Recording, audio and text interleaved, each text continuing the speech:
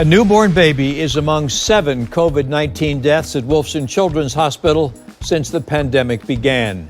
The infant was just 2 weeks old and died within 24 hours of another child at the hospital this week. They are among 4 children who lost their battle with COVID-19 during the latest surge of the Delta variant. And News4JAX reporter Jim Piggott is joining us outside the hospital on the South Bank. Jim, this is just so disturbing for parents and grandparents to hear. It is as disturbing as it is. What we're understanding, though, this could get much worse. You know, we've been watching as more and more kids are being treated here at the hospital, and for the most part, the outcome is pretty good. But with these cases, it just hasn't been, and that's a surprise to many people, including some doctors. In the past, we learned that kids with COVID generally survive, but now with this Delta strain, more kids are facing a difficult fight with the virus. And with 2 recent deaths, including a 2-week-old baby, it's troubling even for doctors. What's your gut reaction to all of that? Yeah, it just nauseated. At the end of the day, I am a father of 3 young kids that can't get vaccinated because they're too young, right? So it's nauseating because they're not protected at this point. We learned of the 2 recent deaths at Wolfson through this online community meeting with doctors.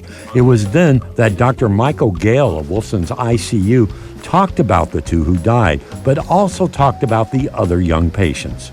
However, with this increased surge that we've seen recently, we have seen double the amount of children being hospitalized. Right now at Wolfson, 19 kids are in the hospital with COVID, and 4 of them are in the ICU. That number has been holding steady. But Dr. Rizza, who's not with the hospital, says it could get bad. What do you think we are going to see, I'd say, in the next month or 2? I mean, do you think we'll be devastated by what happens? Yeah, Jim, I really hope not. I really hope not for my children's sake and for the children of other parents. But if you look at the natural course of this disease, it's tricky, and I keep saying that because if I get infected today, if a child gets infected today, they may not have symptoms for the next 2 to 14 days. You know, the really concern is the long-term complications for those that survive. In adults, about 30% of those hospitalized really see problems, and they say that's the same for kids. Down the line, they're going to have problems with breathing, respiratory problems.